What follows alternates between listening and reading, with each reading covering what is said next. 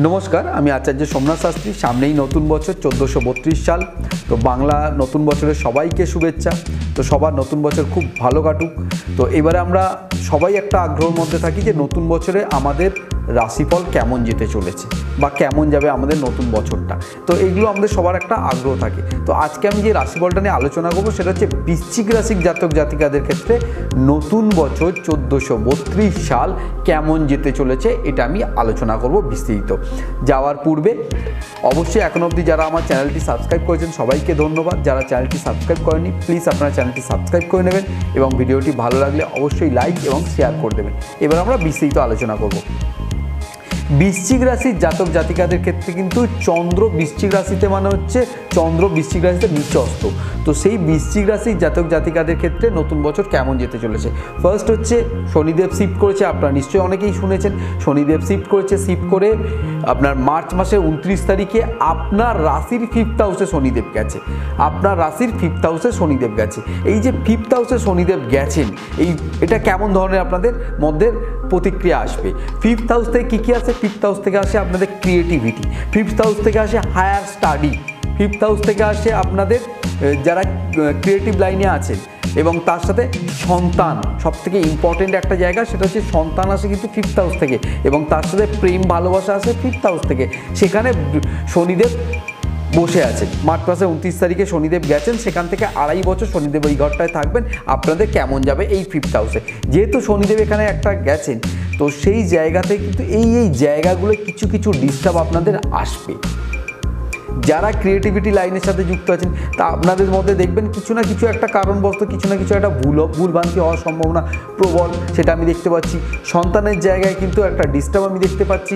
সন্তানের জায়গায় কী ধরনের ডিস্টার্ব হতে পারে? যদি আপনার জন্মকালীন রাশিচক্রে সন্তানের জায়গায় ডিস্টার্ব থাকে, আপনারা যদি নতুন ইস্যু নিতে যান তো সেখানে কিন্তু কিছু প্রবলেম হওয়ার সম্ভাবনা থাকতে পারে। মিসক্যারেজ হতে পারে, মেবি মিসক্যারেজ হতে পারে বা কিছু অন্য কিছু প্রবলেম হতে পারে। তো সেই জায়গা থেকে কিন্তু অবশ্যই জন্মকালীন রাশিচক্র যেটা সেটা তো দেখা প্রয়োজন। অবশ্যই আপনারা জন্মকালীন রাশিচক্র দেখাবেন, দেখিয়ে আপনার ইস্যুর যে জায়গাটা আছে সেই জায়গাটা ঠিকঠাক করে নেবেন, তাতে আশা করি ঠিক হয়ে যাবে। প্রেম ভালোবাসার সাথে যারা যুক্ত আছেন তারা এই নতুন বছরে কিন্তু খুব একটা বেশি এই দিকে মাথা ঘামাবেন না, কারণ আপনাদের যে যোগাযোগগুলো হবে না সেই যোগাযোগগুলো খুব একটা ভালো হবে না। কারণ এখানে যদি আপনার বৃহস্পতি বসে থাকতো 5th হাউসে, আপনাদের যে যোগাযোগগুলো হতো সেই যোগাযোগগুলো কিন্তু বৃহস্পতি ভালো দিত। কিন্তু বৃহস্পতি তো বেশ বসে নেই, আপনার বসে আছে কি শনি বসে আছে। শনি হচ্ছে নেগেটিভ প্ল্যানেট। তো সেই শনিদেব বসে আছে কোথায়? আপনার 5th হাউসে। সেই জন্য প্রেম ভালোবাসা যারা মানে চিন্তা ভাবনা করছে নতুন বছরে প্রেম করবেন বা যা কিছু, তো সেই জায়গায় কিন্তু খুব একটা ভালো হবে না, আমার হিসেবে অনুযায়ী খুব একটা ভালো হবে না। এরপরে হচ্ছে সন্তানের যে জায়গাটা সেটা তো আমি বিস্তারিত বললামই আপনাদের। জন্মকালীন রাশিচক্র অবশ্যই দেখা প্রয়োজন। সেই জায়গায় যদি কিছু প্রবলেম থাকে তাহলে কিন্তু সন্তানের যে জায়গাটা সেখানটা ডিস্টার্ব হওয়ার সম্ভাবনা আছে। এরপরে আরেকটা যে জায়গা আসে সেখানে হচ্ছে আপনার রাশির 7th হাউসে আপনার শনিদেবের দৃষ্টি আছে। আপনার রাশির 7th হাউসে যারা বিবাহিত জীবন যারা পালন করছেন তাদের কিন্তু বৃশ্চিক রাশির জাতক জাতিকাদের ক্ষেত্রে কিছু সমস্যা হওয়ার সম্ভাবনা প্রবল। আপনাদের যে মেয়েদের ক্ষেত্রে যে আপনাদের হাজব্যান্ড থাকবে সেখানে কিছু মতানৈক্যের একটা সৃষ্টি হবে।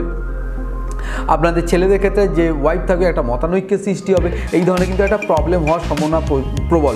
এবং যারা নতুন বিয়ের চিন্তাভাবনা করছেন, যেহেতু শনিদেবের ওখানে একটা দৃষ্টি আছে, সেই জায়গা থেকে আপনাদের বিবাহের যে জায়গাটা সেখানটা ডিলে করাবে, লেট করাবে, বিভিন্ন কারণবশত দেখবেন কেটে যাবে।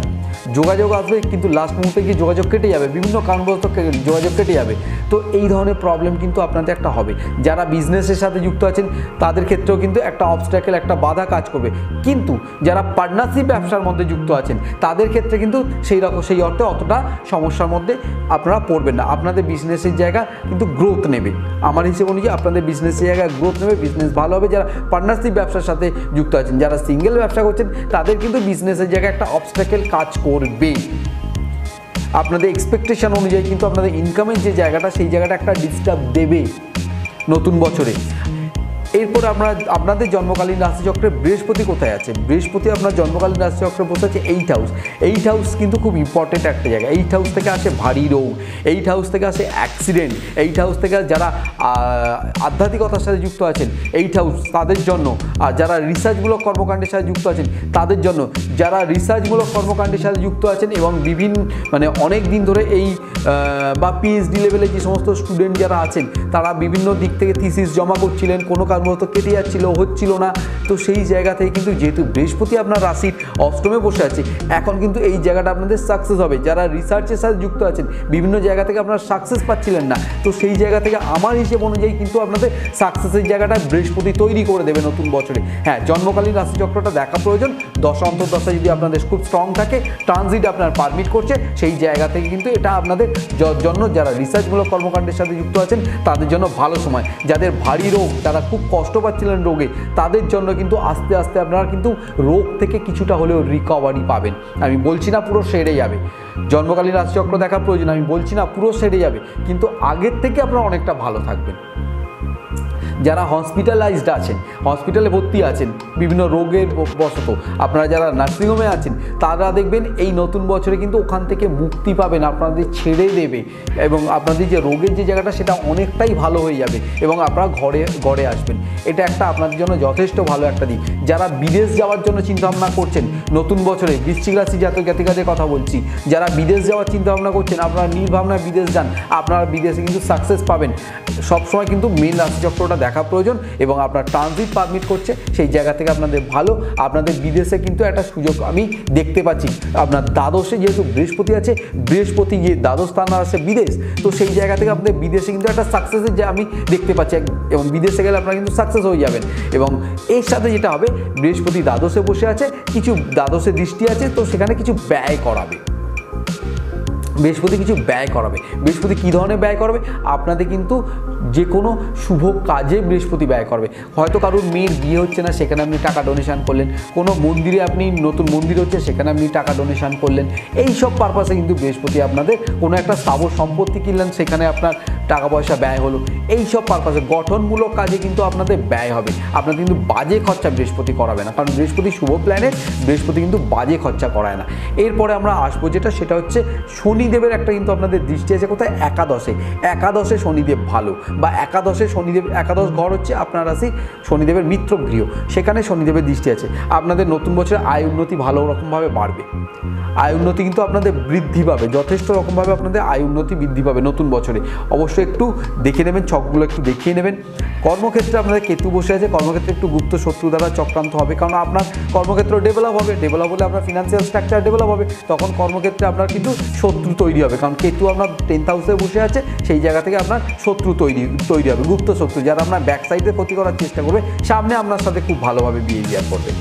বাবার সাথে কিছু মতানৈক্য হওয়ার সম্ভাবনা আছে আপনাদের নতুন বছরে, বৃশ্চিক রাশির জাতক জাতিকাদের ক্ষেত্রে বাবার সাথে কিন্তু আপনাদের কিছু মতানৈক্য হতে পারে, এইটা একটু দেখেই চলবেন এবং নিজেদের কিছুটা সতর্কভাবে চলতে হবে।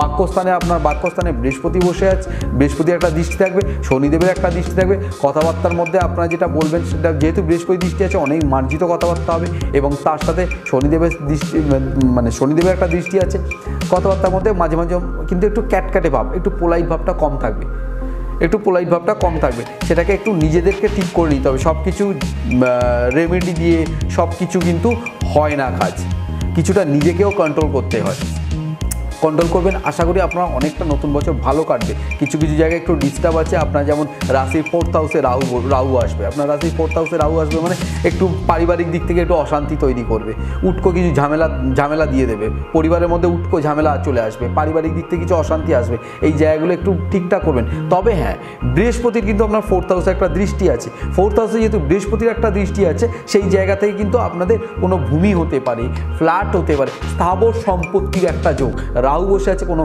গাড়ি হতে পারে, তো সেই জায়গা থেকে একটা আপনাদের ক্রিয়েটিভ কিছু একটা, মানে আপনাদের কিছু ভালো দিক, মানে আপনাদের ফ্ল্যাট হতে পারে, কোনো একটা স্থাবর সম্পত্তি হওয়ার সম্ভাবনা কিন্তু নতুন বছরে প্রবল। জন্মকালীন রাশিচক্র যদি আপনার পারমিট করে, জন্ম দশান্তদশা যদি আপনার পারমিট করে, আপনার ট্রানজিট পারমিট করছে, সেই জায়গা থেকে নতুন বছরে কিন্তু আপনাদের একটা ভালো কিছু হওয়ার সম্ভাবনা প্রবল। আর কিছু কিছু জায়গায় একটু ডিস্টার্ব আছে, সেটাকে বলে আপনাদের দিলাম। তো সেই জায়গাগুলো একটু অ্যাস্ট্রোলজার দেখিয়ে নেবেন, আশা করি অনেকটা আপনারা ভালো থাকবেন। তো নতুন বছর আপনাদের সবার খুব ভালো কাটুক। 1432 আপনাদের জন্য আরও ভালোভাবে একটা মানে নতুন যুগের সূচনা হোক এবং নতুনভাবে আপনারা আরও জীবনে এগোন। ভিডিওটি ভালো লাগলে অবশ্যই লাইক এবং শেয়ার করে দেবেন। যদি কোনো অসুবিধা হয় অবশ্যই আমার নাম্বারে ফোন করবেন। আমি আমার দিক থেকে যতটুকু করণীয় কর্তব্য আমি আমার দিক থেকে করবো, আমার ক্ষমতা অনুযায়ী। তো সবাই ভালো থাকুন, সুস্থ থাকুন, নমস্কার।